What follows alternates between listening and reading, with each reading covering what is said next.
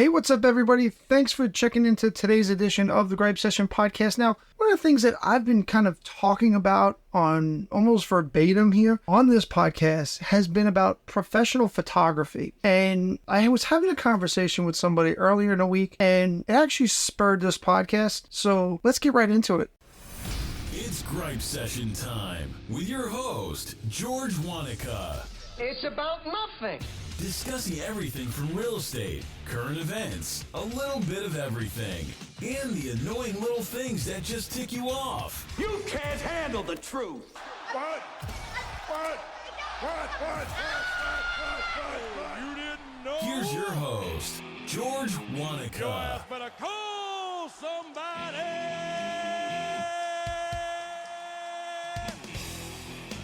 Hey, what's going on, everybody? So I wanted to talk a little bit today about the whole professional photography in this podcast. Now, why do I want to do that? Well, it's really simple. A lot of you that have watched this podcast on YouTube or listened to this podcast on Apple Podcasts, quite frankly, or any other place where you listen to podcasts, has heard me talk about my issues with professional photography, right? One of the main issues that I always have with professional photography, or in my opinion, is that not every house should be professionally shot as a photography. Now, what exactly do I mean by that? Well, depending on the property's price point, in my opinion, that there are some properties that should be done and there's some properties that shouldn't be done. Now, part of the reason behind that is obviously a lot of on the lower price point scale, most people want to see what they're going to see when they're walking in for the very first time. Now, what does that mean? Well, when you're going to go have a house professionally shot, what you're going to do is you're going to stage the house. You're going to have it look this way. You're going to have it look that way. Now, I just recently brought out a buyer last week, coincidentally, that buyer actually made the comment to me that, oh my God, this is nothing like the pictures that were taken. The pictures made it seem bigger. The pictures made it seem larger. The pictures made it seem like it didn't need this amount of work to them. Because in some cases, it was touched up. Now, I'm going to get critics on both sides of this. Some people are like, well, your job is to get people in the house, George. No, it's not. Well, it is, but it's not. My job is to try to get people in the house and buy the house. If I make something look like it doesn't appear in real life, all I just did was waste a client's time as well as an agent's time. So I don't necessarily believe in that. Now, let's also, talk about the second part of the problem. One of the things in this industry that we complain about all the time is about the term professional, right? Now, I have a real big problem with the term being used as professional photography. Now, why do I have that problem? It's very, very simple. While many of the people that go out and do this photography have very good eyes, very good editing skills, just like the people that are going to edit this video before it comes out, when they make me look halfway decent. They've got great editing skills, let's be honest.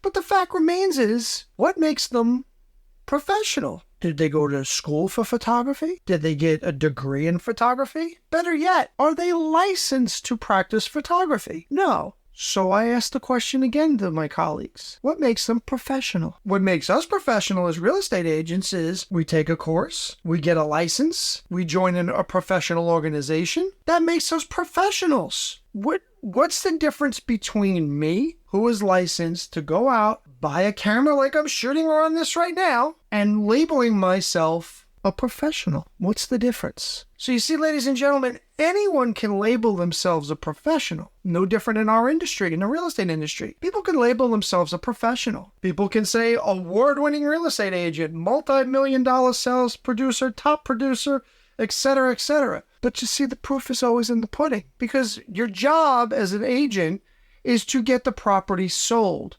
not use the photos and say, look at the kind of thing that I present. Oh my God, how nice it is. I have professional photography done. No, it's to come up with an exact marketing plan that will put this property in the best light to receive offers and get agents excited about showing the property. You've heard about if you haven't heard my thing about the Sitzer Burnett case in regards to what I felt that has to do with the industry, go make sure you go check that out. But we continue to use the term professional around our industry, but we use the term haphazardly when it comes to certain things where nobody has an answer for. So if you have an answer to that question or that quandary, then do me a favor. If you're watching this on YouTube, drop me a comment below, because I'd be very curious as to your opinion as to what I'm talking about when we talk about professional photography. But with that being said, a lot of my colleagues like to use that professional photography and market that. Well, my question is this. We now have the ability with technology to use other avenues for buyers and sellers, such as what? Well, how many listings do you see out there that actually have a floor plan of that property? Now, people will say, well, I would have to hire somebody to do that. No, you don't. You're able to use this information that is on your phone. There's plenty of apps. If you're curious about one, do me a favor, reach out to me, send me a DM. I'll tell you all of it, because that'll make you more professional with your license and with the associations that you're a member of. Okay? So there are ways, ladies and gentlemen, to do this, but I am not calling it professional photography anymore. I'm just going to label it point blank photography, because what makes them professional? What makes them more professional than you or I? Why are we putting people on the same levels as us, as colleagues, when we have to do more and get licensed, this, that, the other thing? I can go out and just start taking pictures and call myself a professional? Better yet, is that professional in the first right? Where's my schooling? Let's be clear. If anybody goes out there and took photography in school, do you really think that those people that did this and got a bachelor's degree or a college degree in photography, do you really think they're out there taking photos of houses every week? I don't think so. So with that being said, let me know what you thought about today's podcast. We definitely have some really good stuff coming up very, very soon.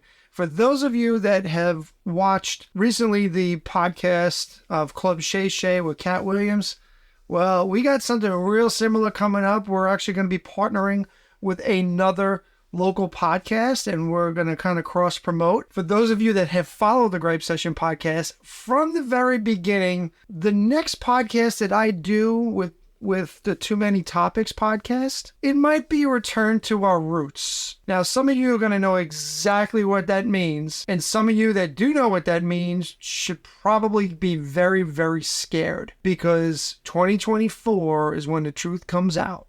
People should be afraid. That being said, I hope you are having a great day. I want to thank you for watching. I want to thank you for subscribing. I want to hopefully have you do me a favor, follow me on the social medias if you haven't already. They're over here on the side. So make sure you can follow me. Send me a DM if you have any questions. If you want to hear me do a certain topic, then ask me to call it out too. We got a couple of guests we're trying to line up moving forward, and we're definitely trying to get more content out to you. So make sure you're following us on TikTok, Instagram, Twitter, Facebook, etc., etc. Make sure you're following the YouTube channel as well. And don't forget, do something nice for somebody you wouldn't normally do. And we'll see you on the next edition of the Gripe Session. Peace. Thanks for listening to the Gripe Session. Please follow us on YouTube, Facebook, and Instagram.